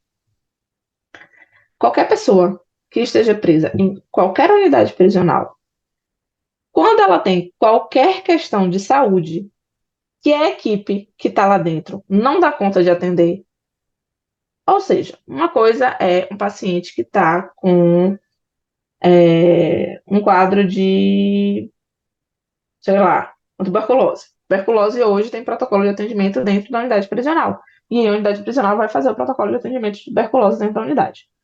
Mas se tiver um paciente que ele esteja com uma crise de, sei lá, ele infartou dentro da unidade, a equipe que tem ali dentro da unidade, que não é uma equipe que funciona 24 horas, inclusive, ela precisa encaminhar esse preso paciente para um serviço de saúde, porque aquela equipe ali tem uma limitação. Da mesma forma como acontece no SUS, né, na rede de saúde. A gente tem o posto de saúde, que é a base do atendimento. A gente tem a UPA, que é uma unidade de pronto atendimento. A gente tem um hospital geral, ou um hospital especializado, que vai receber essa pessoa que vem da UPA, que tem ali um pronto atendimento. A gente tem o CAPS, a gente tem os serviços especializados que, quando o posto de saúde não dá jeito, vai mandando para esses atendimentos especializados. Bem, se essa equipe ela não dá conta de atender aquela pessoa, independente de qual seja a demanda de saúde que ela tenha, seja uma demanda cardiológica, ortopédica, neurológica ou de saúde mental, esta equipe vai fazer um encaminhamento dessa pessoa para o serviço de referência. Então, se chega essa família desesperada, olha, o meu familiar está lá dentro do presídio de Igaraçu, está lá no cotel, isolado, dentro de uma cela escura, sozinho, sem um colchão, sem roupa, comendo o cocô que está fazendo, numa situação completamente degradante, numa situação torturante. E aí o diretor disse que a culpa é da defensoria que fechou o HCTP, que a culpa é desse povo da saúde que fechou lá o HCTP, não tem o que fazer, não tem outra forma de fazer, porque o HCTP fechou, então o que vai fazer? Tem que deixar lá. E ainda argumenta que essa pessoa está isolada para proteger ele, porque se colocar ele na convivência, os outros presos vão bater nele. Então, olha como esse gestor, ele é bonzinho. Ele isolou essa pessoa, ele usou uma cela só para esta pessoa, para ela não ser agredida. Veja, esta pessoa, nitidamente, ela precisa ser atendida num serviço de saúde mental. E a equipe que está lá não está dando conta desse paciente, não está dando conta desse preso. Então, se essa pessoa ela tivesse lá com hemorragia, ia lá deixar sangrar até morrer, ia só isolar para o sangue dele não sujar as outras células, não, ia levar essa pessoa para restauração, para algum lugar para ele ter atendimento. Então, da mesma forma, como qualquer pessoa que tem qualquer outra questão de saúde do resto do corpo todo, que não a mente, ela é levada para ser atendido num serviço de referência, num serviço especializado. Do mesmo jeito, esta pessoa que está com uma necessidade urgente, ela precisa ser atendida dentro do serviço de urgência e emergência, que na capital região metropolitana é o Hospital Ulisses Pernambucano. Então, a família vai chegar desesperada, e aí é muito. Eu entendo o que é essa sensação de, tá, eu vou dizer para a família que eu vou oficiar a EAP, mas a EAP vai me responder daqui 20, 30 dias. Essa pessoa está aqui completamente desesperada. Oficia a direção do presídio. Por que essa pessoa já não foi levada para o hospital? Se eventualmente a pessoa tomou uma facada no meio da jugular lá dentro, vai ficar esperando a resposta de ofício? Não, vai pegar a pessoa e levar para a restauração. Por que não pegou a pessoa e levou para o lixo? Se a pessoa está completamente transtornada lá dentro. A lógica, ela é exatamente a mesma. Então, quando a gente consegue entender que a lógica é a mesma, as soluções elas vêm de forma mais fácil. Assim também acontece na audiência de custódia. A pessoa ela recebe um tiro no meio da perseguição lá, ou ela é linchada pela população, vai levar a pessoa para a UPA, vai levar a pessoa para algum hospital. Se a pessoa está completamente surtada, vai levar ela para a delegacia para fazer o que é uma delegacia? As questões de saúde, elas urgem e elas são absolutamente prioritárias. E aí elas precisam ser atendidas. Se a equipe de saúde ela não dá conta daquele paciente, independente da necessidade dele, é obrigação do diretor, é obrigação da equipe de dizer para o diretor: eu não dou conta desse paciente. Esse paciente precisa ser levado para um serviço especializado. Tem que se levar. Então, oficia a EAP, porque você vai precisar trazer elementos aí para dentro desse processo, para dizer lá para o juiz: olha, essa pessoa não tem condições de continuar presa, mas já apresenta a solução. Você traz o problema e já traz a solução. Essa pessoa tem uma família, ou não tem uma família, mas existe esse dispositivo da assistência social que pode receber essa pessoa, existe esse serviço de saúde mental que pode atender, e você vai levar isso para dentro do processo, para pedir a instauração do incidente e para pedir a liberdade dessa pessoa. Mas, ao mesmo tempo, oficia o diretor, né, o gestor da unidade, para perguntar se essa pessoa está com a necessidade de saúde, ele não foi levado para o serviço ainda, por quê? Vai deixar lá se matar, vai deixar lá que um outro preso mate e ainda vai justificar que não, eu isolei para proteger ele, enfim. Essa desculpa de que eu isolei para proteger, ela é muito comum. E aí a gente precisa entender os outros instrumentos que essa pessoa poderia ter lançado, que não lançou, e foi para o mais prático: não, eu isolei e deixei o problema lá, guardado, longe das minhas vistas para não ver. Mas o problema continua lá. E aí é importante a gente compreender. Primeiro que o HCP nunca foi um hospital. A gente tem, inclusive, um parecer do CREMEP, de 2021, que foi lá até o CSP, em Abreu Lima, e diz textualmente que aquele não era um serviço de saúde. Nunca teve médico plantonista, nunca teve o aparato que um hospital, que um serviço de urgência e emergência tem. Era uma unidade prisional igual a qualquer outra, com um pouco mais de funcionários da área da saúde, somente. Nunca foi um hospital. Então, na verdade, o que a gente está fazendo, né, quando o HCTP fecha, o que a gente está fazendo é qualificando esse atendimento. Porque era muito fácil pegar a pessoa a qualquer hora, no meio da madrugada, tá dando trabalho, não tá surtada aqui, taca lá e pronto. Me livrei acabou o problema. Quando você se livra do problema, o problema acaba, né? Ou dá a sensação de que acabou. E quantas e quantas vezes as pessoas chegavam ali completamente descompensadas e para o isolamento, ficavam lá não sei quantos dias no isolamento, levando dias e dias para ter um atendimento médico. Ou seja, é a mesma lógica de qualquer unidade prisional. Então, chegou esse pedido desesperado de transferência, oficia a unidade também para entender por que essa pessoa já não foi atendida. Se for o caso, informa dentro do processo, para que o Poder Judiciário seja responsabilizado também e dizer, olha, a família chegou aqui com relato assim, assim, assim, assim, assim, assim. A gestão da unidade não fez a apresentação dessa pessoa no LIS Pernambucano ou no hospital, é, e tome-se as providências, né? Distribuir o problema para todo mundo. O problema não é só meu, não, é de todo mundo e bota no colo de todo mundo para todo mundo resolver junto. É, com relação a essa questão de. É muito comum, infelizmente, né, que os crimes praticados por pessoas com adoecimento mental, eles aconteçam dentro do seio familiar. E aí, muitas vezes, essa família não tem mais condição de receber essa pessoa, ou porque não quer, ou porque realmente a situação ali foi de tal gravidade que não tem mais é, condição de receber essa pessoa de volta em casa. É preciso compreender que essa pessoa é uma pessoa, muitas vezes, com incapacidade, que precisa ser cuidada, que precisa haver responsabilidade sobre aquela pessoa. Não estou dizendo que é o caso de todas as famílias, mas tem muitas famílias que são os curadores do cartão, que aí às vezes até tem um processo de curatela, né? E é curador da pessoa. Mas na hora que a pessoa chega na casa dela e não quer, quando tá só com o cartão do benefício lá, a senha do banco, quer. Mas aí na hora que a pessoa chega em casa, não quer mais. E a gente precisa ter o cuidado, e por isso reforço mais uma vez aquilo que Marília já destacou. O nosso assistido é a pessoa com o adoecimento, é a pessoa, é o nosso destinatário do nosso atendimento. Então, é com foco nessa pessoa que a gente precisa fazer o atendimento. Então, de vez em quando, a Michelle me mandava áudio, puta, como é que a pessoa tá com o cartão dele, saca o dinheiro e não quer levar para casa? Pois é, então devolve, e aí a assistência, junto com a saúde, vai dar jeito de construir uma outra proposta de moradia para essa pessoa. Existem formas de uma pessoa com transtorno viver em sociedade. A família, ela é responsável, junto com o Estado e com a sociedade, mas muitas vezes esse retorno familiar ele não é possível. Então, existem estratégias outras que podem ser lançadas às mãos. A estratégia excepcional é a estratégia da residência terapêutica, que são serviços, são casas, e aí você me pergunta onde é que tem uma residência terapêutica, eu sei onde tem, mas eu não vou te contar, porque você vai passar na frente e não tem placa, porque ela é casa. Ela é uma casa. Você vai... Ah, mas eu moro do lado da residência terapêutica, pô, que massa. Você descobriu porque eu estou muito curioso, porque não está avisado lá.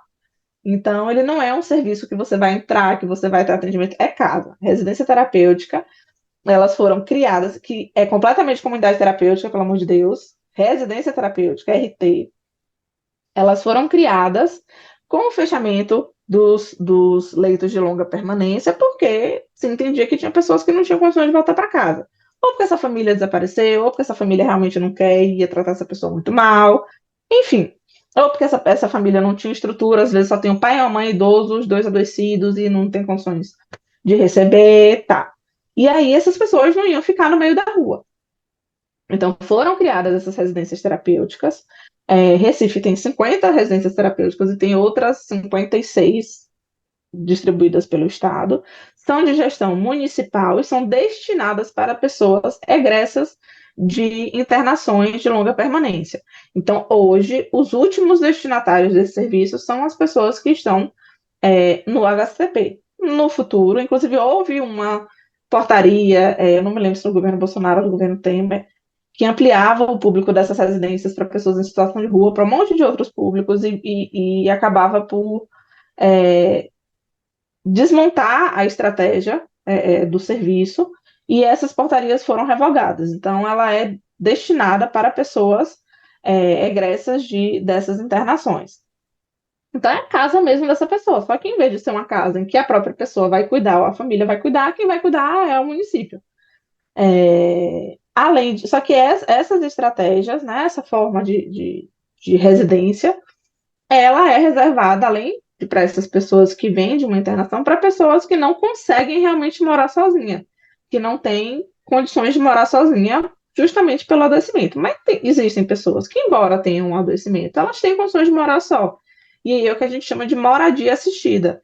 E muitas vezes é o BPC, é o de volta para casa, que é um outro benefício assistencial federal, que vai financiar um aluguel, para que essa pessoa consiga morar sozinha. E aí, o CAPS ou um ambulatório ciente de que tem um paciente, um usuário, em moradia assistida, vai fazer um acompanhamento de mais perto. A gente tem vários assistidos que saíram do HCP e foram morar sozinhos. E aí, às vezes, a família que tem resistência de levar essa pessoa para dentro de casa, quando percebe que não, tem essa possibilidade aqui dele morar sozinho e eu ajudar, eu levo a comida dele para ele todo dia. E aí, essas estratégias elas vão sendo montadas de forma conjunta. Quem é sempre um grande parceiro para construir isso é a AP, que vai conversar junto com a assistência social e os serviços de saúde do território. Além disso, existem os abrigamentos, né, alguns serviços da assistência social, os abrigamentos para idosos, que também podem ser utilizados. Mas não é a gente do mundo jurídico que vai dizer qual vai ser esse serviço que vai ser utilizado. Então, esse relatório biopsicossocial feito pela EAP é que vai trazer essa resposta. Que ele vai fazer a avaliação do ponto de vista psiquiátrico, do ponto de vista clínico geral, do ponto de vista psicológico e também assistencial. E vai dizer para a gente, de acordo com 1 milhão de detalhes da vida daquela pessoa, se ela tem benefício ou não, se ela consegue acessar o benefício previdenciário ou algum benefício assistencial ou não, e o que dentro daquela realidade daquela pessoa é possível se construir. Micheline colocou essa questão da internação involuntária. É muito comum, especialmente em demandas AD, que a família chegue com essa solicitação. Tem um defensor, Davi Quintanilha, de São Paulo, que ele diz que essa figura ela simplesmente não existe. O que seria uma internação involuntária? Ou, assim, a Lei 10.216, ela fala da internação voluntária, da internação involuntária e da internação compulsória. A internação, conceitualmente na lei, determinada por um juiz, é a internação compulsória, que a gente chama de involuntária nos seus atendimentos. É a internação compulsória.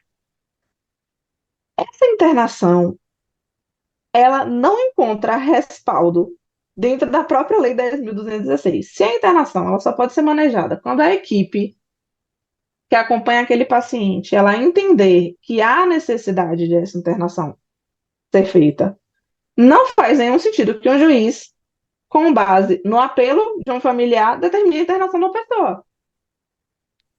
Como é que não faz absolutamente nenhum sentido? Não, a família chegou aqui, reclamou, chorou, disse que quer que interne, vai internar. Não faz sentido, não faz absolutamente nenhum sentido. A gente já encontrou casos de pessoas que foram internadas porque a família queria ficar com o benefício de pessoa que, embora tivesse o transtorno, era uma pessoa autônoma, uma pessoa produtiva, uma pessoa que tinha uma vida, uma pessoa que vivia em união estável com a outra pessoa. Simplesmente do nada, chegou um oficial de justiça na porta dele, levou ele internado, porque uma tia, com a ganância no benefício dele, chegou, e aí muitas vezes é na porta da defensoria. Chegou, contou uma história muito bonita, o colega fez uma ação, o juiz, com apelo daquele, determina a internação. Vou ficar com essa bomba no meu colo? Eu não vou. Determina a internação. Tá a pessoa internada, sem acesso aos documentos, chega a mulher desesperada, como assim meu marido do nada foi internado? Porque tinha um laudo de 10 anos atrás guardado com o danado da tia, e a tia chegou lá e conseguiu a internação da pessoa, com uma história que ela contou que a pessoa estava em casa quebrando tudo. E aí, simplesmente, a internação foi determinada. E aí, sim, a internação involuntária, ela existe e ela acontece todos os dias, todas as horas, sem a gente perceber. É aquela internação em que a pessoa, ela está sem consciência daquilo que ela está fazendo. Ela está, no momento em que ela está colocando a si ou aos outros em risco, e aí a própria equipe de saúde mental que acompanha essa pessoa, ela vai dizer, essa pessoa precisa ser internada. E a defensoria não precisa participar desse rolê. A pessoa simplesmente é levada e é internada ou pela equipe do CAPS, ou pela equipe do ambulatório, ou às vezes a família chama o SAMU chega lá, realmente a situação é exatamente essa, pega a pessoa e leva para o LIS pernambucano. E isso se aplica tanto à pessoa com transtorno quanto à pessoa em uso abusivo de álcool e droga, porque a pessoa que faz o uso abusivo de álcool ou outras drogas, ela pode entrar num quadro de mania, num quadro de agitação tal, que ela vai precisar ser internada nos mesmos serviços que uma pessoa com um transtorno mental comum, que não tem relação com álcool e droga. Então, essa pessoa ela simplesmente vai ser levada, vai ser internada, vai ficar lá e não precisa da participação da defensoria. Ah, mas aí aconteceu de ter um laudo, o laudo diz que essa pessoa precisa ficar internada, a família levou, ou a equipe levou, chegou lá, a diretora do hospital disse que não tinha vaga. Aí, beleza, é uma questão fazendária, de haver de fato a comprovação da necessidade e o Estado simplesmente não cumprir com a sua obrigação. Beleza, aí a gente faz uma ação civil fazendária para determinar que o Estado forneça a vaga conforme tem sido requerido pela equipe. Mas isso raramente acontece, ainda mais na capital, porque o Liceu Pernambucano é porta aberta, então é só chegar lá. Paciente, familiar que não adere ao tratamento é muito comum. Isso faz parte do curso da doença, de muitas vezes a pessoa achar que ela está bem, que ela não precisa tomar medicação e tal. E aí a gente precisa acionar ou os serviços, ou a EAP de novo. Porque o que acontece? Quando a gente trabalha fora do mundo do processo criminal, a gente trabalha ali no cível, a gente aciona diretamente a coordenação de saúde mental.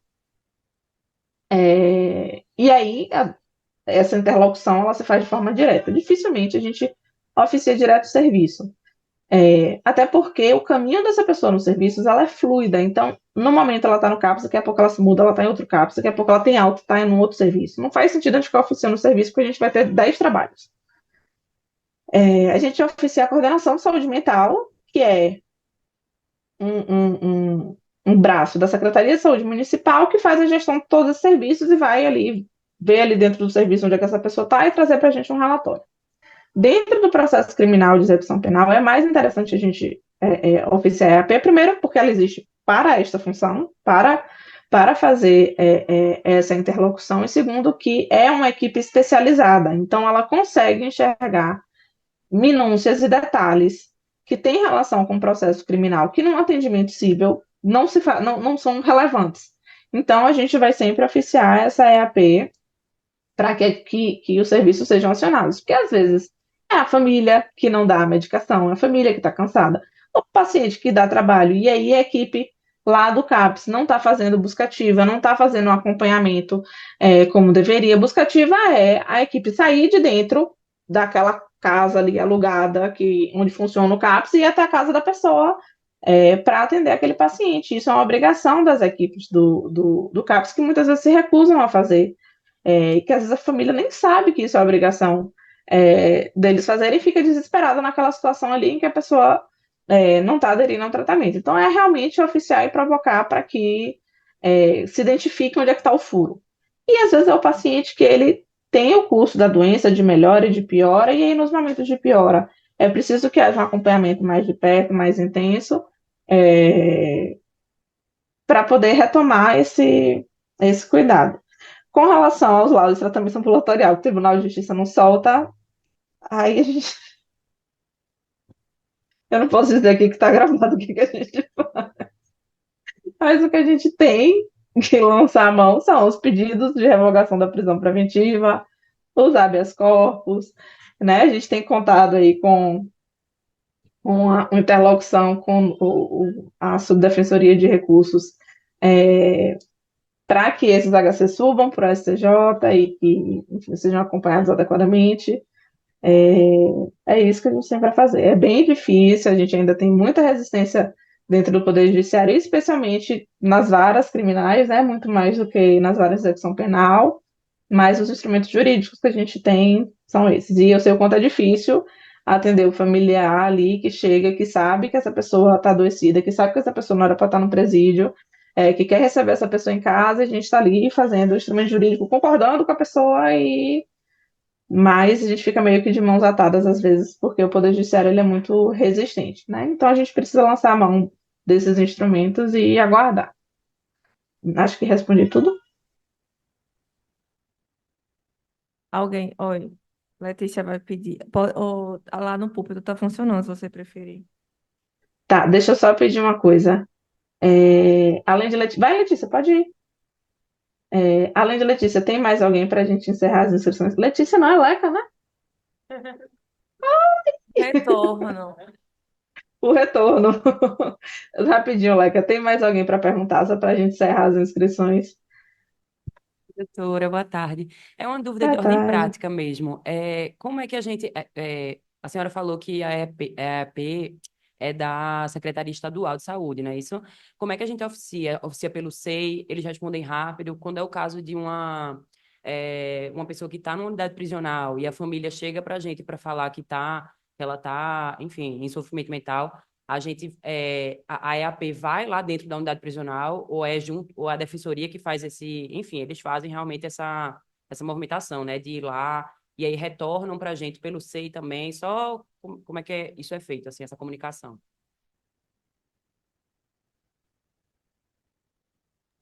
Deixa eu só conferir aqui, Leca, se esse modelinho tá no GED, porque eu já mostro a vocês.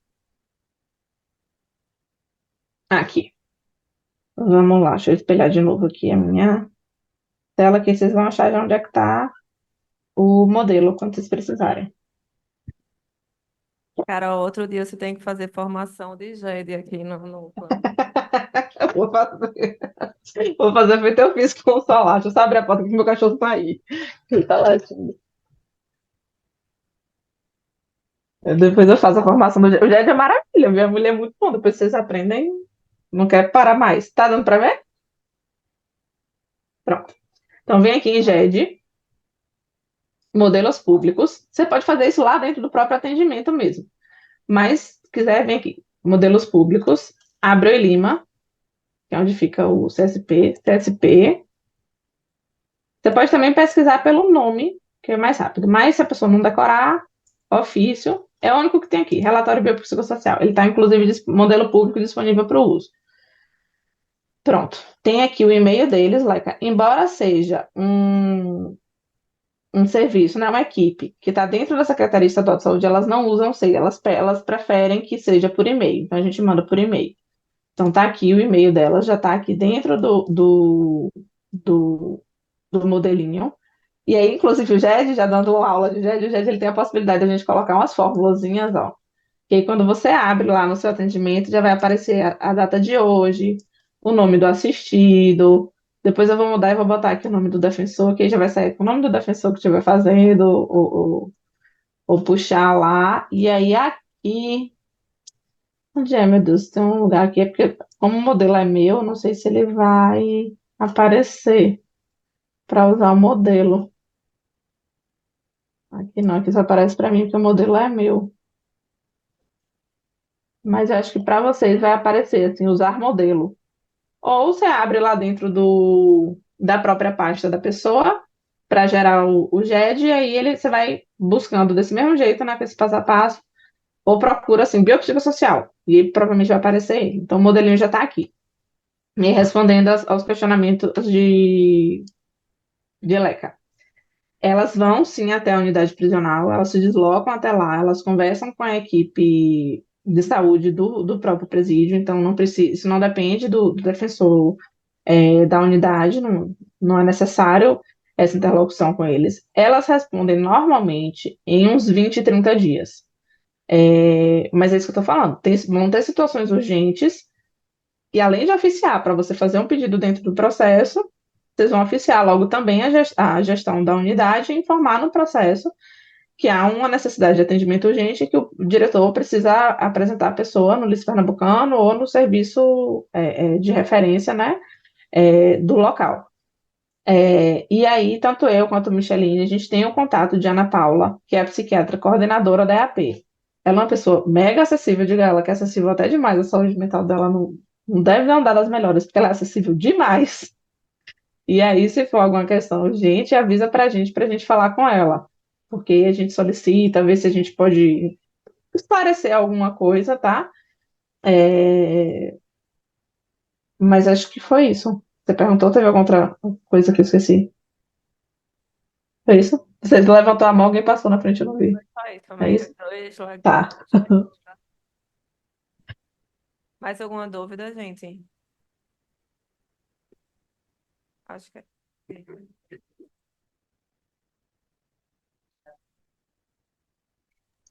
Eu não tô conseguindo ouvir, não. Tem residência terapêutica no interior também. Tem. São 106 no estado, tem 50 em Recife, o resto é espalhado. Claro, quando a gente vai chegando mais para o sertão, assim, para as áreas mais longínquas, tem menos. É, tem GERES, que são gerências de saúde, né, que são regionais, porque o estado ele é dividido em regionais para o funcionamento da saúde em geral.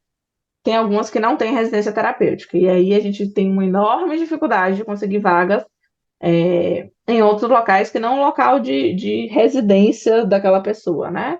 Mas isso tem sido uma luta travada diariamente para conseguir acesso a essas vagas, porque a gente tem mais vaga do que o que precisa. O nosso grande problema é que os gestores dos locais onde tem vaga dizem, não, não é município daqui, não vou receber.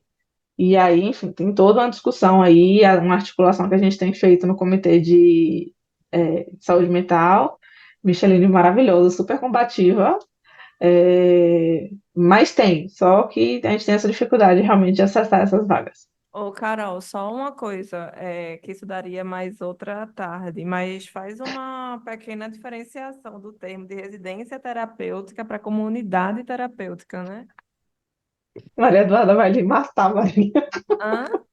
Ela tá chorando que ela vai lhe matar. Vou tentar Ah, explicar perdão, muito é só rápido, porque eu mas coloquei. eu vou explicar. Não vou explicar porque é importante. Você tem que É o colocar um seguinte, choro aí no microfone, que a gente não tá ouvindo aqui. tá? É porque ela tá na sala, eu tô com a porta fechada, eu tô ouvindo só o chorinho dela. Mas é o seguinte, residência terapêutica eu já expliquei o que é, né? São as casas e tal. Comunidade terapêutica. Ela é um serviço que não é do poder público, tá? Normalmente as comunidades terapêuticas, elas são ligadas a entidades religiosas. É, e são serviços que é até difícil conceituar, porque elas não são um serviço de saúde, não são um serviço assistencial, enfim, são locais, normalmente longe, distantes, de difícil acesso, que recebem pessoas com, via de regra, problemas com álcool e droga. São serviços extremamente problemáticos, e já existe, né? Em Recife, inclusive, tem feito bastante, porque é muito ruim. Contratação do Estado desses serviços, serviços que não têm fiscalização absolutamente nenhuma, que muitas vezes não tem nem profissional de saúde ali, que não tem um médico, que não tem um psicólogo, que não são fiscalizados pelo poder público, pelo Ministério Público, pelos serviços, não são fiscalizados pelas entidades de classe. E, em tese, legalmente, seriam só espaços de moradia. Então, a pessoa que não tem nenhum transtorno grave, porque isso está vedado lá na lei de drogas, que é vedada o abrigamento de pessoas com transtornos graves em comunidades terapêuticas. É... Peraí, que eu não vou conseguir responder rapidinho.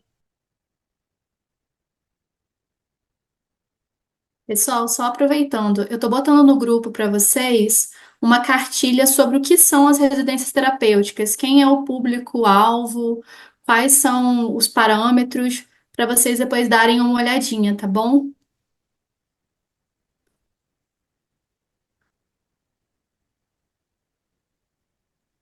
Pronto, voltei. Oi! Você quer dar oi pro pessoal? Oi, galera! Vamos ficar aqui um pouquinho com a mamãe. Pronto. Essas comunidades terapêuticas, elas não podem abrigar pessoas com transtornos graves. Isso está vedado na lei. Não é um local de internação, é um local de moradia, em tese. Só que o que que acontece?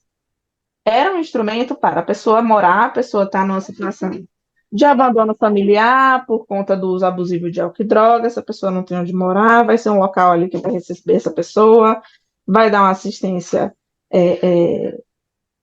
de material, de alimentação e tal, mas essa pessoa vai fazer o acompanhamento de saúde nos serviços territoriais. Só que esses espaços, eles são sempre muito distantes, são em fazendas, no meio da BR, num lugar ermo, escondido. E aí torna absolutamente impossível que essa pessoa seja acompanhada pela RAPS. A felicidade porque chegou a mãe, né? É absolutamente impossível que essa pessoa consiga fazer o acompanhamento com os serviços de base territorial. Então, acaba que essa pessoa fica presa ali. Há relatos de locais em que essas pessoas ficam detidas ali por pagamento de dívida. Enfim, tem inclusive um relatório que foi feito pelo Conselho Federal de Psicologia, acho que de 2015, sobre a forma como funcionam essas comunidades terapêuticas. São horrores, assim, horrores. De vez em quando sai no Fantástico algumas matérias. Tem conversão religiosa obrigatória, trabalho forçado sem nenhuma remuneração, enfim, são locais extremamente problemáticos. É muito comum que as famílias cheguem pedindo, dizendo que vai levar essa pessoa para uma comunidade terapêutica. São locais, inclusive, que não podem receber ninguém de forma involuntária, né? A entrada da pessoa tem que ser exclusivamente voluntária, e não é isso que eles fazem. Assim, a prática ela é completamente dissociada da teoria, daquilo que seria o serviço, o instrumento, uma vez que não é um serviço de saúde e nem é um serviço do poder público. Não é possível a gente fazer a ação pedindo que o poder público financie o recebimento dessa pessoa nesse local. Então, enfim, é como Marília disse, dá uma outra tarde só falando sobre isso. Mas não confundam, pelo amor de Deus, residência terapêutica com comunidade terapêutica, são instrumentos diversos. Acho que é isso, né? Eu coloquei assim, bem também. Coloquei esse linkzinho, é bem aqueles episódios bem curtinhos do Greg News, falando sobre comunidade terapêutica, é bem interessante e pode servir para dar uma noção. Obrigada, Carol. Acho que ninguém mais quer fazer nenhuma pergunta, né? O que significa que não esteja dúvida. Carol, é muita informação, né? Não é o que a gente faz, como eu disse, assim, massivamente. Então, às vezes parece uma coisa meio distante, mas que também quando chega algo, ninguém sabe o que fazer, para onde ir. Carol é super acessível para ti, que vocês possam tirar dúvida com ela, né? E para caso não se sintam seguros, um encaminhamento ou outro. Só agradecer, Carol, obrigada pela formação. Não sei se Micheline quer dar mais alguma orientação, porque senão a gente já vai encerrando por aqui. Não? Pronto, então é isso. Só agradecer. Obrigada aí. Um beijo para a Duda também. E até a próxima. Vamos dando continuidade. E fica faltando, então, só a formação no semiaberto, certo? Obrigada, pessoal. Obrigada, amiga. Tchau, tchau.